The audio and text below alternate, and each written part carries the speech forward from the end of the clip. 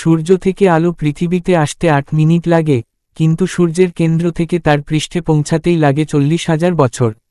কেন? আমরা সবাই জানি, সূর্য থেকে পৃথিবীতে আলো আসতে মাত্র 8 মিনিট 20 সেকেন্ড লাগে। কিন্তু আপনি জানেন কি, সেই একই ফোটন আলোর কণা সূর্যের কেন্দ্রে উৎপন্ন হয়ে তার পৃষ্ঠে পৌঁছাতেই সময় লাগে প্রায় 20,000 থেকে 50,000 বছর? কেন এমন হয়?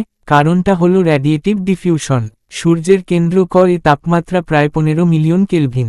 এখানে হাইড্রোজেন পারমাণবিক ফিউশনের মাধ্যমে হেলিয়ামে রূপান্তরিত হয় এবং বিশাল পরিমাণ শক্তি উৎপন্ন হয়। এই শক্তি আলোর রূপে ফোটনে রূপান্তরিত হয়। কিন্তু এই ফোটনগুলো সরাসরি সূর্যের পৃষ্ঠে চলে আসতে পারে না। কেন?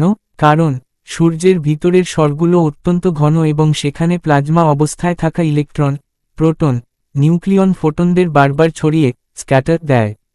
ফলে একটি ফোটন 1 সেকেন্ডে লক্ষ লক্ষবার ইলাস্টিক বা ইনইলাস্টিকভাবে অন্য কণার সাথে ধাক্কা খায়, দিক পরিবর্তন করে।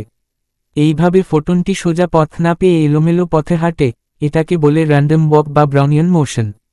এই এলোমেলো গতির কারণে একটি ফোটনকে সূর্যের কেন্দ্রে উৎপন্ন হওয়ার পর পৃষ্ঠে পৌঁছাতে হাজার হাজার বছর সময় লাগে।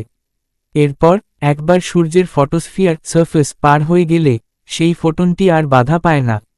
এখন সে 3 লাখ কিলোমিটার সেকেন্ড গতিতে শূন্যপথে ছুটে আসে এবং মাত্র 8 মিনিট 20 সেকেন্ডে পৃথিবীতে পৌঁছে যায়। এটাই মহাবিশ্বের এক অসাধারণ বৈজ্ঞানিক রহস্য।